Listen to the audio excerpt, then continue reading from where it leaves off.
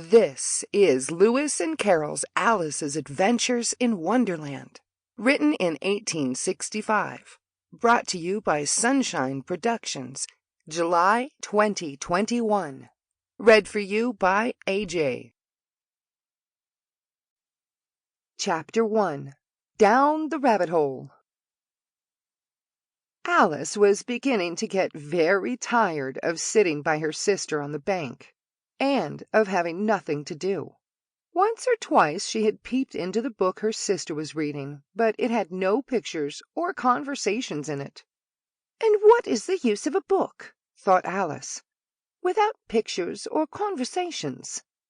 So she was considering in her own mind, as well as she could, for the hot day made her feel very sleepy and stupid, whether the pleasure of making a daisy chain would be worth the trouble of getting up and picking the daisies, when suddenly a white rabbit with pink eyes ran close by her. There was nothing so very remarkable in that, nor did Alice think it so very much out of the way to hear the rabbit say to itself, "Oh dear, oh dear, I shall be late."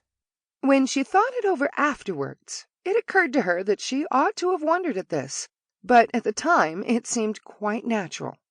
But when the rabbit actually took a watch out of its waistcoat pocket and looked at it and then hurried on, Alice started to her feet, and burning with curiosity, she ran across the field after it, and fortunately was just in time to see it pop down a large rabbit hole under the hedge. In another moment down went Alice after it, never once considering how in the world she was to get out again. The rabbit hole went straight on like a tunnel for some way, and then it dipped suddenly down, so suddenly that Alice had not a moment to think about stopping herself before she found herself falling down a very deep well.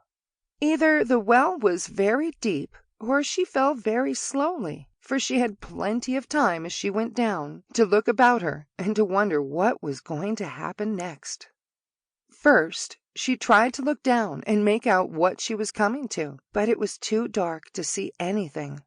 Then she looked at the sides of the well and noticed that they were filled with cupboards and bookshelves. Here and there she saw maps and pictures hung upon pegs. She took down a jar from one of the shelves as she passed. It was labeled Orange Marmalade. But to her great disappointment, it was empty. She did not like to drop the jar for fear of killing somebody underneath, so she managed to put it into one of the cupboards as she fell past it. "Well," thought Alice to herself, "after such a fall as this, I shall think nothing of tumbling downstairs.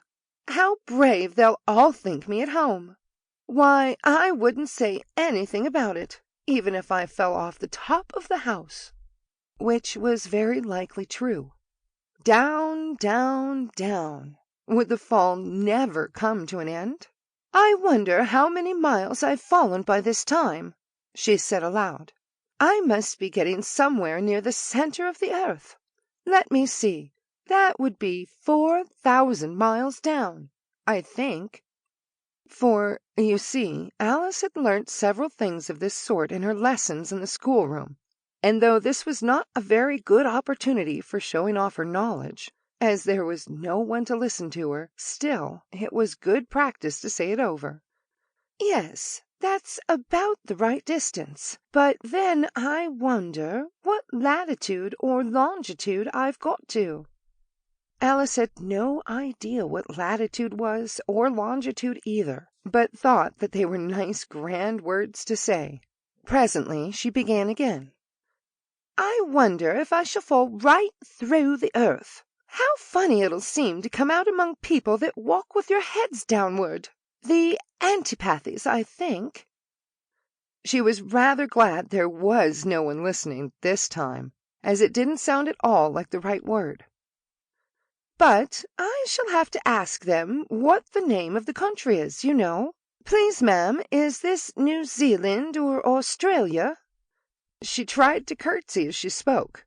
Fancy curtsying as you're falling through the air. Do you think you could manage it?